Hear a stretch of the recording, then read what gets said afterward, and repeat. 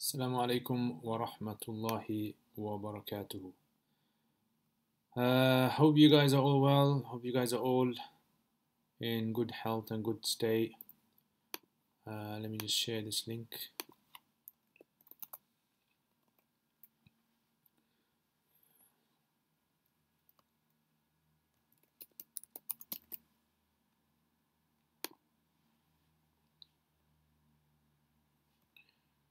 Okay, so how has everyone been? Wa alaikum assalam wa rahmatullah. MH, I hope you're well. Doing good. Can you guys hear? Is my sound coming through? Voice, can you guys hear?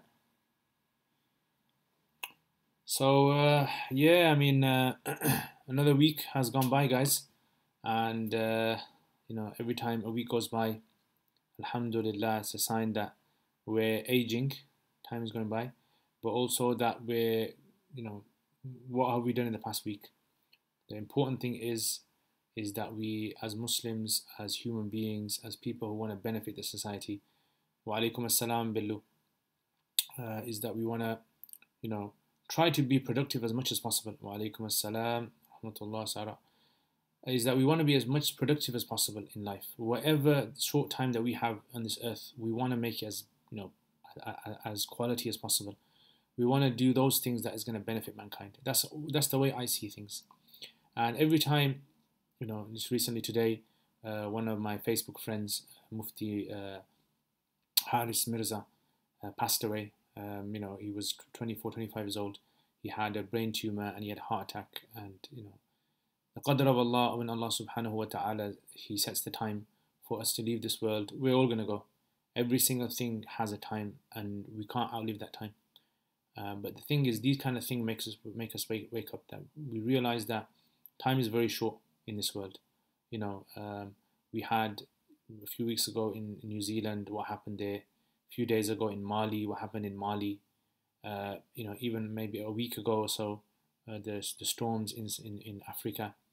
All these kind of things, they just make us realize how weak we are as human beings. It's just a matter of time when we're going to be leaving this world and having to go to Allah subhanahu wa ta'ala again. And this is why it's very important for us not to feel despair, but actually utilize this time.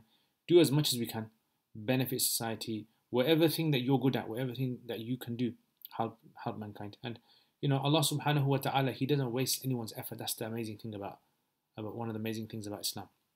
He encourages us to do as much as we can, even if it's something small. Allah subhanahu wa ta'ala, He appreciates it. He's the shakur. He's the one who appreciates the actions of any individual. So you try to do your best, you do what you can, and you're going to have hurdles in your life. You're going to have people who are going to let you down. You're going to have hardships. You're going to have difficulties. You're going to have breakups. You're going to have people coming in your life and out your life, and these things are going to happen. The main thing is that how we can control our emotions to a degree. We try to control our emotions, and we try to do as much as we can for ourselves and for the rest of mankind and families as well. So anyway, I thought I'd mention that to you guys, and also if you have any sort of questions, you can ask me, inshallah. So one of the things I've started on my YouTube channel, as you guys have seen, is I've started poetry in English. Yeah, so I've started to explain some Arabic poetry in English, and I didn't want to do the Arabic poetry in English, as many of you guys are aware. I actually wanted to keep it in Arabic, explain it in Arabic. But, I mean, I realized when I put that post up a few weeks ago, or a week or so ago, about the not being able to appreciate the Quran if a person doesn't appreciate Arabic. And a lot of people had questions for me. So, I thought, why not start a series on poetry but explain in English, so that the average English speaker can understand how Arabic poetry works. And then once they get a good grounding and understanding of how the poetry works, they can appreciate the Quran. In other words, you'll see how the Quran is very different from Arabic poetry, and how the Quran does not even flow according to the genre or the kind of patterns of poetry, and it's just so beautiful. The Quran has its own. Yeah, okay, it's difficult to control and have patience, especially for young boys and girls. Yeah, definitely, I agree. Yeah, it's very difficult. I mean, sometimes we fall into sin. You know, Allah knows best. You know, what kind of sins we fall into.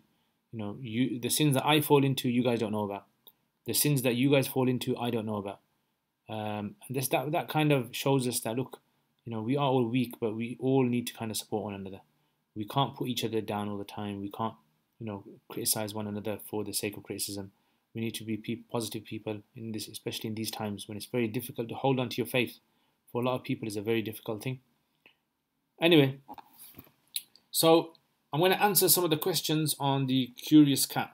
All right, so I've got some questions, and some of you guys have asked some very detailed questions, so I'm going to have a go at answering those, inshallah ta'ala, as I promised. Okay.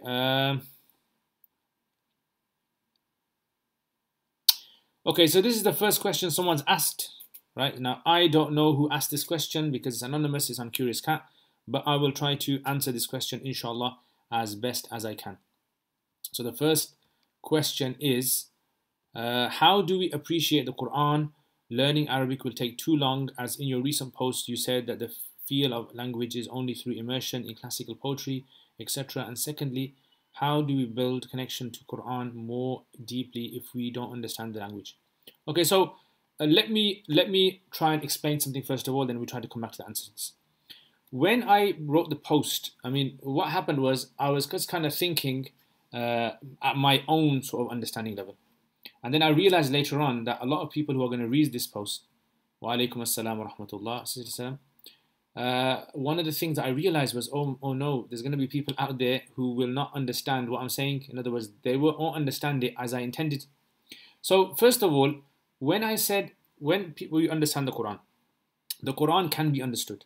Okay, meaning the main things for us to be Muslims, for us to live a life in accordance with Allah subhanahu wa ta'ala's instructions is something that is possible. We don't even need to know Arabic for that, as long as someone has explained it to us. So someone has taken the Quran, has summarized the Quran for us, and has given us like the gist of the Quran and told us, right, pray 5 times a day, give zakat, pray do your hajj, do your fasting, etc., etc. So the expert scholars have kind of told many people this. So most people in the world don't know Arabic, and so most people in the world, they understand Islam through experts. So they'll have experts in their community, maybe the imam, maybe it's someone who is, they know very well in the community, and they'll explain Islam to them. So that's not the issue. What I was talking about was, right, is that when it comes to understanding the Quran, as in when a person truly wants to be able to understand the Quran and appreciate the Quran and know the Quran is different from any other Arabic literature, and the content of the Quran is very unique, and that the way that the Quran speaks to us as well is not the way that another human being would speak to us as well. The language as well is very, very unique. This cannot be appreciated unless a person knows the Arabic language very well. So I'll give you an example. We all know, because we're Muslims, that the Quran is from Allah. But can we prove that the Quran is from Allah? It's very difficult for a lot of people to be able to do that, unless you know exactly the language of the Quran when the Quran is revealed, and you can understand exactly how the Quran differs from normal human speech. I would say that is one of the key ways you're going to be able to explain it. Now, not everyone doesn't need to know this. Like I said, the religion has been conveyed. Experts are passing it on to people, the amount that they need to know for their, like we say, salvation in this dunya, to enter Jannah and the mercy of Allah subhanahu wa ta'ala. Yeah, so this is what I was trying to explain in that post, that the Arabic grammar, wa alaikum assalam, Ibrahim, wa alaikum assalam, Sak, wa alaikum assalam. So this is the thing that I wanted to mention, right? And that's what I want. Personally, I would love it if every Muslim on the earth knew the Quran like the Sahaba's language, understood the Arabic of the Quran like the Sahaba understood the Quran. Imagine that. Imagine all the men, all the women, all the children could appreciate the Quran directly. I mean, we would learn so much, we would take so much benefit from. Wa alaikum assalam, nerd boy. sounds messed up, that is, bro. Nerd boy, wa alaikum assalam, nice to see you, bro. But that's the thing that we have to remember, is that we would love everyone to be able to do that, but that's not the case. So my endeavor is, inshallah, this is one of the things I wish to do before my time comes and I have to leave this world, is to be able to put online and give everyone access to how I have learned Arabic grammar, how I have learned Arabic language, and to teach it to you guys in the way I believe is the easiest way to be able to make you guys understand. So at the end of it, I'd have a whole resource on my YouTube channel so that you guys would be able to appreciate the Quran much more than I was able to when I was learning the Arabic language in the early years. Yeah, because I feel there's not much out there. First of all, there's not much out there which is freely available to people, and secondly, there's not much out there that a lot of the people can understand. It's like above their level, yeah, and especially not in English. You're not going to get English, so that's my endeavor. Inshallah, make dua, guys, that Allah Subhanahu wa Taala makes this easy for me to be able to achieve, so that you guys can benefit as well. Okay, question. What do you suggest for teens and young adults to restrain from sins? I mean, the thing is, restraining from sins is always the main thing to restrain from sins. Is always remember deep down in your heart what you're doing is wrong. Yeah, and then you just slowly have to strengthen that. Yeah, by being in the company of good people. That is one of the biggest things that will help you, because when you're sitting with the good people and you realize that they don't do these kind of things, it makes you feel inside that you want to stop doing these things. And you can only stop doing sins when you truly deeply inside want to stop doing them, and you ask Allah Subhanahu wa Ta'ala to help you. La hawla wa la quwwata illa billah. My gym teacher, my gym ustaz, Ahmad Zaman, anyone who goes to First Reaction Martial Arts would know him. He says every time before we start our training, he always makes us say, La hawla wa la quwwata illa billah. There is no power that can stop you from sin, and there is no power that can make you do good deeds except Allah. This is the main thing. As a Muslim, we always ask Allah this. So we will fall into sin, but the thing is, we want to make ourselves in such a way that we slowly wean ourselves off sins. We ask Allah's help and we put those things in our lives that Allah Subhanahu wa Ta'ala makes it easiest for us to move away from sins. Okay, next question now. So this is another question on my Curious Cat. Okay, okay, this is quite a long question. Very long question. Alright, so this was someone asked a question. When an important piece of wisdom, refusing from performing a commandment is a greater sin than doing what you have been commanded to do.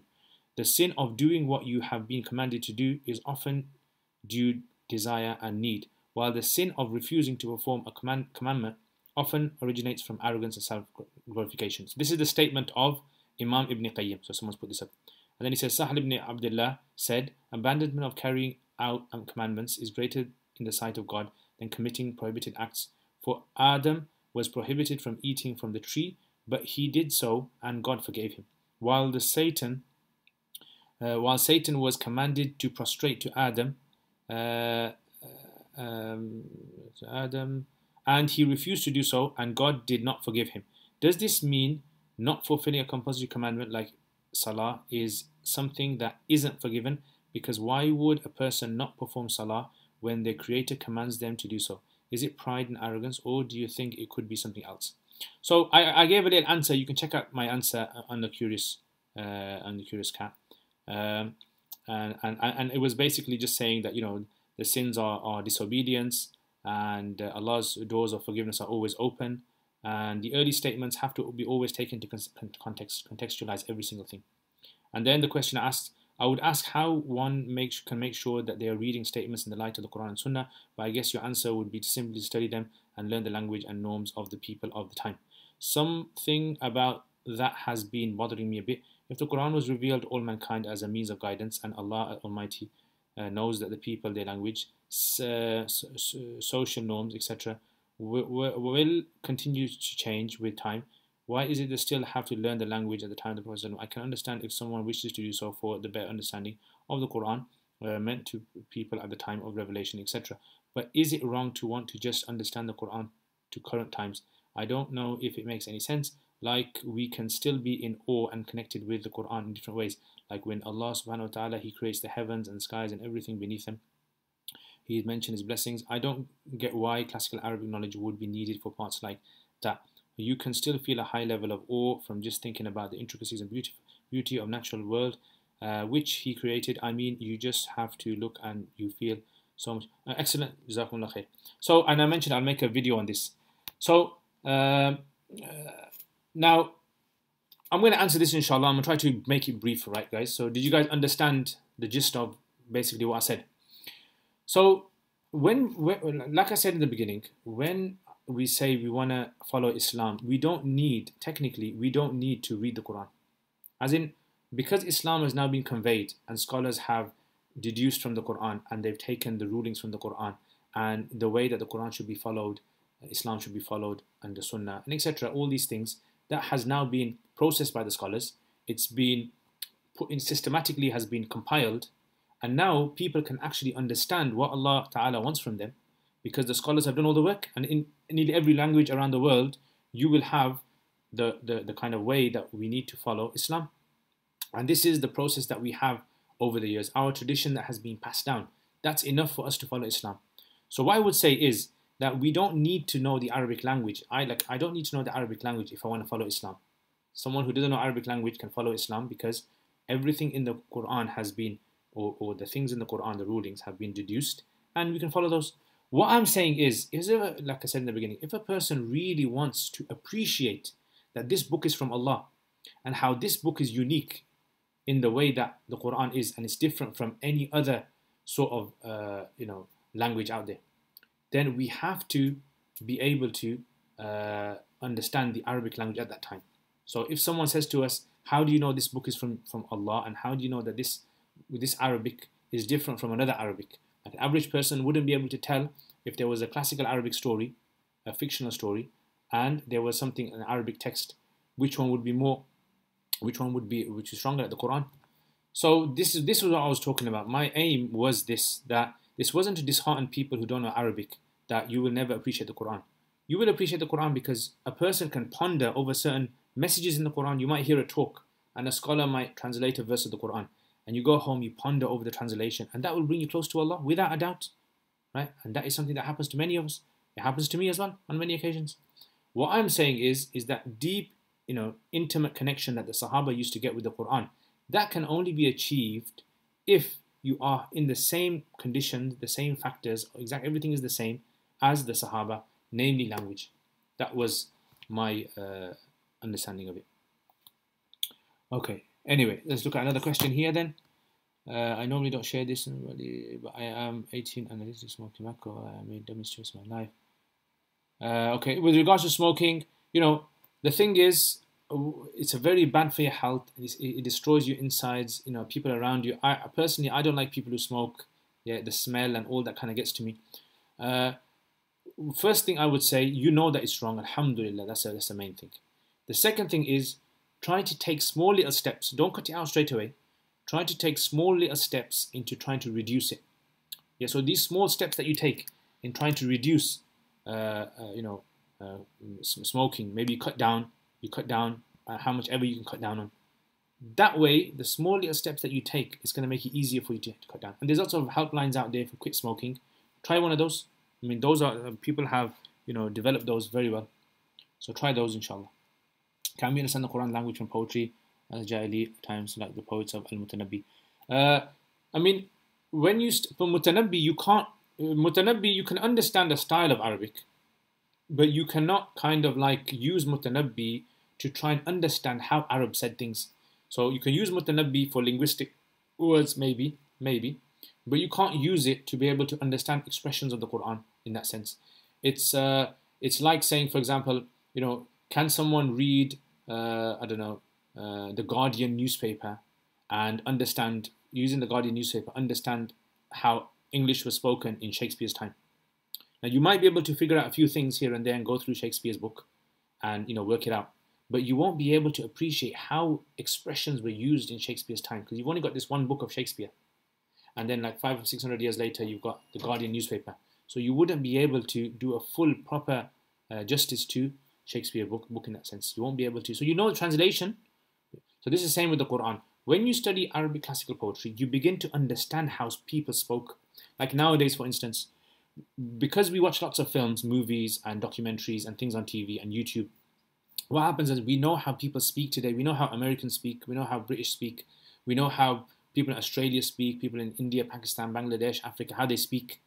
So now, if someone comes out with a writing, because of all the expressions that we've kind of engrossed ourselves in, immersed ourselves in, we'd be able to appreciate that writing more. As opposed to 500 years' time, when people will not have all of the advantage and luxury of hearing all these different expressions, if they see that book out of context, out of its time, it's going to be different for them. I would say maybe they'll understand it 40%, maybe 50% compared to the average person of today. Does that make sense, Ibrahim? Okay. Okay, let's check them out. Victor King, remember Allah much. True. I know it's wrong, but when every Jummah comes around on Friday, I always seem to take it as a nuisance to do. I know it's wrong, but seem to do this. I don't know why. You know, it doesn't matter. In Islam, remember, the Quran says that there are some things that you dislike, but Allah knows they're good for you. And there's some things that you like, and Allah knows they're bad for you. So there are going to be certain things in life, even in Islam, we're going to find burdensome. We're going to find like, what am I doing this for? Wow, how come I'm doing this? So the thing to always remember is steadfastness. Try your best to keep it up. That's all Allah subhanahu wa ta'ala, He wants from us. He wants us to try. That's it. We try and Allah subhanahu wa ta'ala, He helps. Like the hadith says, if you come to Allah one handspan, Allah will come to you one arm. And if you walk to Allah, Allah will run to you, subhanallah. You know, so much hope that Allah ta'ala gives us. Wa alaikum assalam, Sister Shaista. Sister Shaista. What would you suggest to learn first, sarf or nahu? I have gone a bit, I just can't get to the next level. I'm going through a text and just find a word that helps me. For example, the word ladda'a. Okay, yeah, excellent. You know what I would say? Sak. Is your name Sakib? Yeah. So Sak. What you need to do, you need to immerse yourself in Arabic text. Immerse yourself in Arabic text. Go into, like, start reading texts. Just start reading them. If you immerse yourself in Arabic texts, what's going to happen after a while? You will automatically see words. When you start studying sarf and you start studying nahu, what will happen is you're going to start to pick up things yourself. If you study sarf without immersing yourself in Arabic, I find that a very burning out method. You're going to burn yourself out, and then after a while, you're just going to say to yourself, you know what, I'm going to give up. And a lot of people I know, a lot of students, they experience that. So on the side, start to read some Arabic. Yeah, and slowly, you know, these little words, you're going to pick them up as you go along. The thing about sarf is, everyone says this, and it's just an ajib thing. You only appreciate sarf, you'll only learn sarf, and it makes sense after 6 or 7 or 8 months studying it. 6 or 7, 8 months studying it, then everything clicks in, and you think, oh, now everything makes sense. Right? That's the thing how sarf works. So immersion, I would say, Sak, go for the immersion approach. Okay, the fun. I'm 13 and I can't do salah. The fun, don't worry about it, don't worry. Online, there's lots of, if you go on YouTube and say how to pray salat, there's lots of people who explain how to pray salat. So try watching those, inshallah. Okay, Shaista saying, what's your thoughts on the assassination attempt on Mufti Taqi Usmani? You know, it's a very sad, when I was in Pakistan, I studied in Pakistan, many of my teachers were killed in assassinations. I actually was there, you know, one of our teachers, Mufti Shamzei, was killed. You know, 3 people came out with automatics and just shot at his car. He was coming for dars for Sahih Bukhari, to teach Sahih Bukhari in the morning. Imagine that. They were coming for Sahih Bukhari, and 3 guys who were disguised as homeless people. They just opened up rifles, and they started shooting at his car and filled his car with bullets and killed him. So, you know, I think it's a disgusting thing that happened. And unfortunately, this is, you know, people killed prophets of Allah. Prophets of Allah were slaughtered, they were killed, assassinated. So, you know, may Allah protect them, and Allah give our scholars, our people who are, you know, our leaders, give them strength and give them help from Allah. I have done sin, how can I get purity again? You've done sin, how can you get purity again? You turn back to Allah. The purity, alhamdulillah, in Islam is all you have to do is with your heart, just turn back to Allah, do wudu, pray 2 rakats, raise your hands and ask Allah for forgiveness. And inshallah, Allah will forgive you. Assalamu alaikum akhi. Wa alaikum assalam, intellect. I don't want to go to mosque, and I want to learn by myself, and YouTube is okay. Yes, well, go, you learn from YouTube, inshallah. Yeah, Sheikh YouTube. Will Dajjal really come, or is it just a story scared Dajjal, an animal or human? So the issue about the Dajjal, because there are so many explicit narrations about Dajjal, we believe that Dajjal is a physical being that will come into existence. This is the majority of scholars are upon this. That Dajjal is a physical being, and his descriptions have been very vividly explained by the Prophet ﷺ, and therefore we believe that he is a creature that will come in the future. I don't know exactly, is he a human being? Is he a jinn? Is he something? Because we don't know all the creation that Allah has. Allah has just mentioned to us some of his creations, but besides that, Allah has many other creations. مَا يَعْلَمُ جُنُودَ رَبِّكَ إِلَّا هُ. No one knows the armies of Allah except him. Okay, let's check the next one out. Come to success, we get lazy and get distracted. Is character and manners important? Yeah, character and manners is extremely important, brother. Definitely. Yeah, we need to strengthen our character, because character is what connects us with other people. Our worship connects us with God, and if we don't connect with other people, we can't really connect with God. Subhanallah. Yeah, like the Prophet ﷺ said, if you don't thank people, you haven't thanked Allah.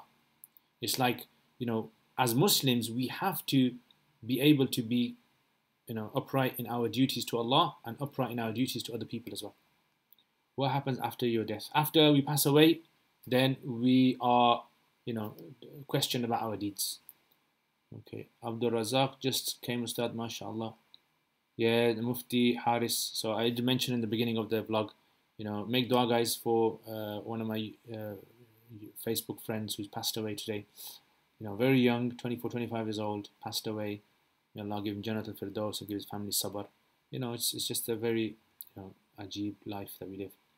Can you give an example of an expression in the Quran which is in it's not one expression in the Quran. We want to know basically how the Arabs spoke, how they said things. So for example, like in the Quran, when Allah swears oaths, لا أقسم بهذا البلد. So these kind of oaths that are sworn, these are how were these used in the times of the Arabs? Right? Or for example, like if Allah says something like ما أصبرهم على النار. Yeah, how patient are these people on the fire? Like, how was this expression used in the Arabs? Like, was it used in anger? Was it used in amazement? Was it used in other things? How was it used?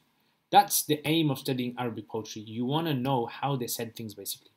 So you become so immersed in how they said things that when you read the Quran, it's like the Quran is like second nature to you, like the back of your hand. Okay, next. How can I go to Jannah? How can you go to Jannah? Inshallah. First of all, learn how to pray Salat, inshallah, and then inshallah you can go to Jannah, inshallah. Okay, next. Unknown error. How come Ilmul Kalam is always played down by Salafis and Atharis? I have no idea. Wallahu alam. What opinion do you take on student finance system in the UK? Do you consider it to be haram or halal? It depends what kind of student finance it is. Yeah, it depends, how it works.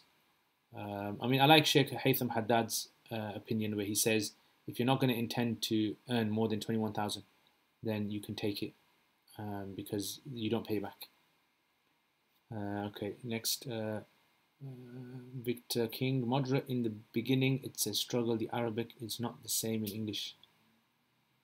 Okay, I'm not sure. I don't understand that one. How can one improve one's seerah whilst having a very busy schedule of studying full time? Seerah as in the character. Do you mean character by seerah? How can they improve their seerah? Okay. Salam. Okay, sir. Nerd boy.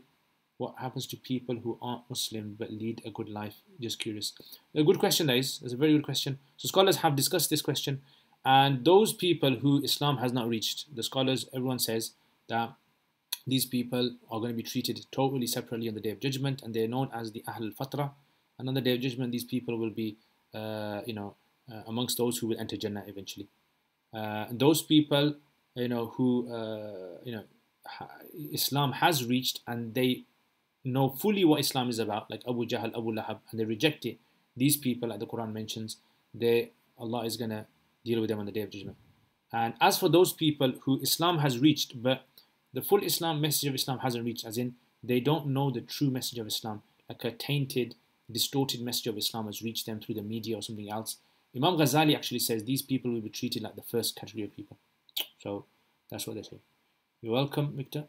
Shaista, Jazakallah khair, your stars very fortunate in having such an honorable death.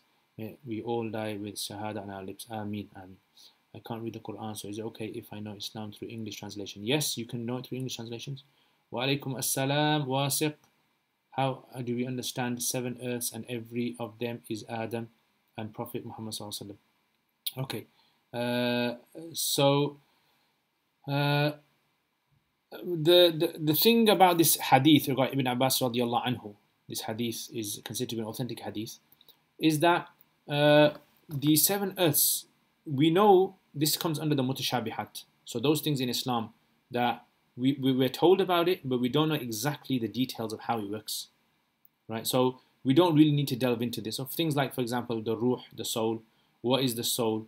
Yeah, and what is, you know, the how, what was before humans on earth, or for example, what is Jannah, what is Jahannam, like the exact details of them, the temperature of Jahannam. We don't know these kind of things. These are considered to be like the mutashabihat.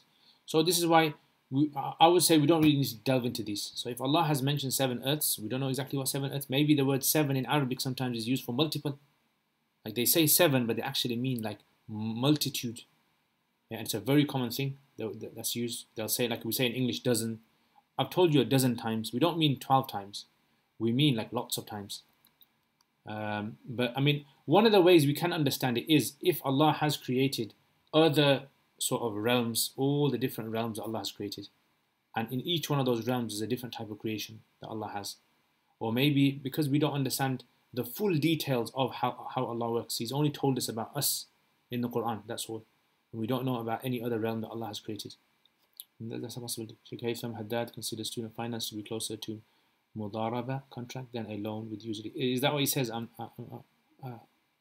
haven't heard that from him, but a scholar from Saudi Arabia said that there's an ijma on the earth being round. Interesting. I don't know. I've never come across that, so I don't know where he's mentioned. He's got to quote the ijma somewhere. So if you can quote it where it's mentioned. You said immerse oneself in Arabic text to get into Arabic. What would you suggest? Like, are you studying something like Qasasun Nabiyyin, or maybe something like Mukhtarat, these kind of Arabic textbooks, or even some storybooks, Arabic storybooks? You can actually go online on YouTube, and there's actually lots of YouTube, these kind of short stories, Arabic short stories that you can listen to, or you can follow the subtitles on. I said read my Quran, even nothing the Arabic. Is that okay? Yeah. You can read the Quran in any language you want, inshallah. Okay. Earths equals seven Earths equals seven continents. I mean, I don't think that's very far-fetched. I think seven Earths equaling seven continents. Just because we know seven continents, it doesn't mean that the seven Earths refers to that. Wa alaikum assalam, Ustad Anas Shah. Which books for Nahu did you study? Okay, so the books of Nahu I studied. In my first year, I studied Nahu al-Wadih, 3 volumes. In the second year, I studied Hidayat al-Nahu. And I also studied on the side Sharh Mi'at Amil. In the third year, I studied Sharh ibn Aqil, Alfi ibn Malik. In the fourth year, I studied Sharh al-Jami. And on the side, I also studied parts of Al-Kafi, Al-Kafiya. I also studied privately. My teacher, alhamdulillah, I was blessed with this. My teacher taught me Arabic grammar in depth from the books of Sibawayh and other books. He summarized it for me. Yeah, so I've actually got a collection of that, and he taught me, like, I think it was about three quarters of the way through we went. Like, he taught me over like 4 years, I think, or 3 years. I think it was about 3 years. I studied privately with him. Yeah, so that's what I've studied. Okay. Unknown lol, don't forget the fatwa by Sheikh bin Baz where he said the earth is flat and anyone who thinks otherwise is a kafir. Okay. Do we still respect Eve? Hawa? Do we still respect Eve? I don't understand that. I just know 5 surah. Is that enough in order to do salah? Yes, that's enough, inshallah. Who will be giving the talk tomorrow? Sheikh Asofa. Asofa, inshallah, I'm going to be giving a talk tomorrow on Jummah. Okay, Sak studying Ajurumiyya with 40 hadith of Imam Nawawi and Izzi for Sarf. Yeah, I mean, it's good, but you need more. You need much more immersion. Yeah, immersion is very important. Okay, Jazakallah khair. Wasik, you're welcome. Haji, alaikum assalam wa rahmatullah. Haji, is Benedict to learn good Arabic good? It's okay. It will kind of give you conversation Arabic, unless you study all 3 volumes. Then your Arabic will be quite good. You'll be able to hold a good conversation, understand a lot of Arabic, and read quite a few texts as well. seeing Allah in the afterlife. Okay. Student of Deen, Alaikum Assalam wa rahmatullahi wa barakatuh, Ustad. What is the best way to approach study Quran after having learnt basic understanding of Nahw and Sarf? Immerse yourself in Arabic, I would say. Yeah, immerse yourself in Arabic. I always say that to everyone. Learn Arabic, read Arabic storybooks, listen to lots of Arabic as much as you can. Like think about this. Every single day, dedicate 15 to 20 minutes just reading or listening to Arabic. And after a few months, your mind's gonna be totally different. Yeah, because you're gonna become a robot. I'm a joke. Okay, so Sanam says, MashaAllah for your teachers that making you polished diamond. Allah, polished diamond. Allahu Akbar. I'm not very polished. I need to polish myself for Jummah tomorrow, inshallah. Jazakumullah khair for your kind words. Is one about wife of Adam alayhi salam. His on Adam. I don't understand what that means. His on about wife of Adam. Okay, I don't understand the question. Sheikh bin Baz retracted the fatwa. Okay. Woe you, the fortunate Ustad. I'm currently studying Kafia by myself with a few commentaries. I teach here and there too with others that need help. Alhamdulillah, Anas, excellent. Keep it up. The thing is, when it comes to Kafia, there's some people go so deep into Kafia that the student forgets the masala and they focus on the depth. They just want to spend all their time going into the depths of things. So they want to spend their time going in the depths of sarf and nahu, but they don't understand nahu, right? All you need for nahu is to be able to, can you structure a sentence? That's what. So I would say, Kafia, just focus on the translation, focus on what he's trying to say, and then the depths of that you can go into later on, because like Sharh al-Jami is one of the most in-depth sharhs of Kafia, and it just goes into all sorts of things and can waste a lot of people's time, I think. No disrespect to, obviously, Abdul Rahman Jami. Right, next.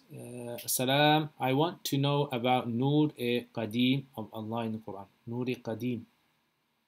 I don't know what that means. Sorry. Can you explain it? Are there any other volumes like Beni Yadayk where you can learn Arabic on your own? If you go online, you can study the Medina books. There's a guy called Mahir Ali. Mahir Ali. And go on YouTube, find him, and you can free of charge, you can follow those lessons, and a lot of people have benefited a lot from his lessons. Yeah, Medina books. Try that. What is correct to where is Allah? What is correct to where is Allah? What is correct to where is Allah? Okay, I don't understand your question. Fifa, you're very vague today. I don't know what you're saying. What is correct to where is Allah? Okay. Sanam, Jazakallah khair. Jazakallah khair info, just curious.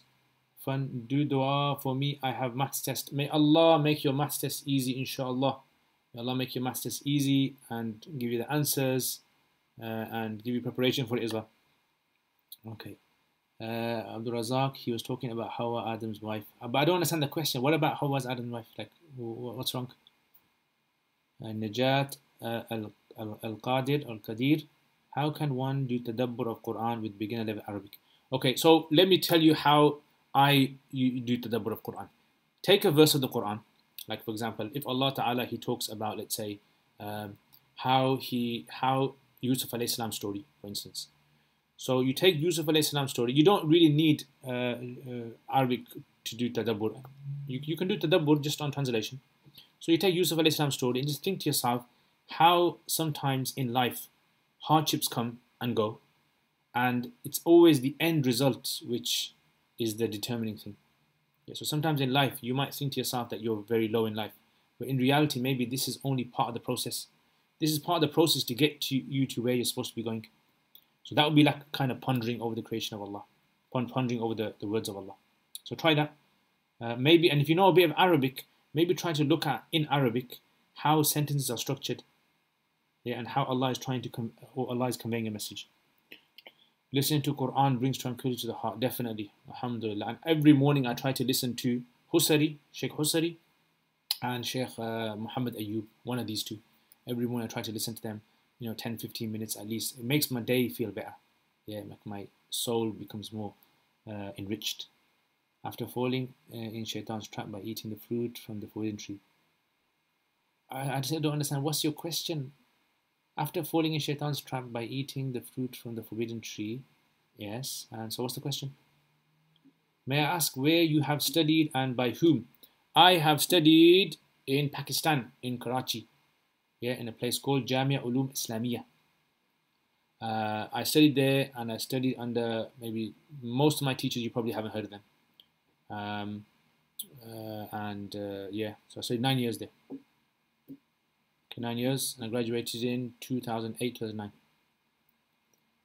Okay, do you consider the dismantling of the Sharia to be kufr? Dismantling of Sharia? As in, what do you mean by dismantling of Sharia? As in, do you mean that you don't believe that what Allah sent down is correct? If a person doesn't believe what Allah sent down is correct, then obviously, that would be tantamount to disbelief. What is the best tafsir of Quran? The best tafsir of Quran is the explanation of the Quran of the Quran. That's the best tafsir of the Quran. How the Quran explains the Quran. Anyway, I've only got a few minutes left. I have to finish now. How do we deal with this Athari, Salafi and Ash'ari divide? Okay, what I would suggest is, look, anyone who wants to discuss the Athari, Ash'ari issue has to study some texts. So study some texts. If you are an Athari, study Ash'ari texts. If you are an Ash'ari, study Athari texts. And then come to a conclusion yourself at the end of it. Otherwise, what happens is, all you're doing is, you're just taking second-hand information and you're dealing with second-hand information. So you'll take what one guy says or another guy says, another guy says, and it's just going to become like you're just discussing other people's opinions about it. So if you really want to understand it, you need to study the text yourself. Study the text yourself, and then at the end of it, come to a conclusion. Seriously, that's the answer I give to everyone. Otherwise, it's just going to be a second-hand kind of knowledge. If you're willing to teach a kitab such as Hidayat al-Nahu on this channel, it will be very beneficial for us. I've done Ajurumiyah. Have you gone through my Ajurumiyah? MashaAllah, sins are forbidden fruit. Sins are forbidden fruit. So you live in Pakistan? No, I live in the UK. I'm born and bred in the UK. Is going to swimming pool haram? No, you can go to the swimming pool as long as you don't, make yourself naked in front of everyone. When a ruler favors other laws other than the law of Allah, I mean, it depends. How do they do it? How does a ruler do this? So give some examples of how someone favors a law other than the law of Allah and why they favor it. So you have to look into it. I study in a school where we are not allowed outside. How do you pray Jummah with many Muslims studying in our school? We have some space to pray though. What you can do is one of you can lead the Jummah. So one of you can do the khutbah, just learn a little khutbah, do a khutbah, two khutbahs, and then just lead us two rakats of salat. You can do that as well. Yeah. What do you consider yourself to be? Athari, Ash'ari. I follow whatever the Sahaba were upon. I follow that. Alhamdulillah. Yeah. Whatever the Sahaba. Everyone asks me, I just say whatever the Sahaba were upon. I follow that. Alhamdulillah. That's what I believe. Whatever Umar radiallahu anhu used to believe, that's what I believe. Yeah. And I don't like getting into these arguments of am I Athari, Ash'ari, this, that.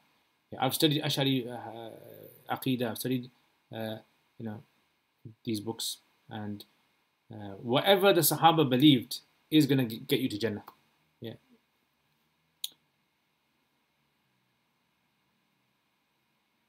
Okay, you actually studied them. Actually, which books have you studied? Have you studied any of the classical books? That'd be interesting. And do you know Arabic as well? That's the key thing. If you need to know Arabic, and you need to know which books you've studied of them.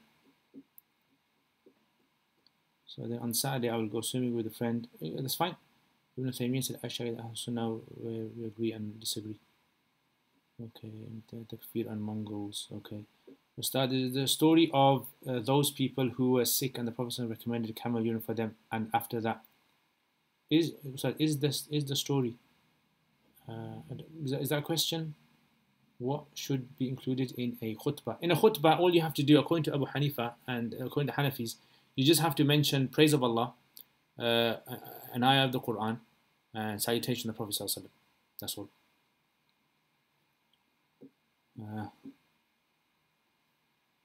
Okay.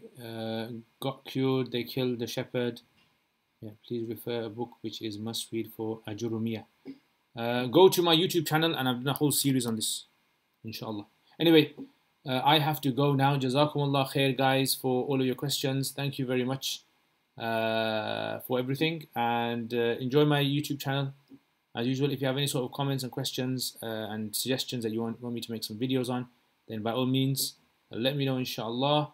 Jazakumullah khair. Basic Arabic. Jazakallah khair Abu Bakr. Advanced Arabic courses. Yeah, I'm thinking of doing advanced Arabic course, inshallah.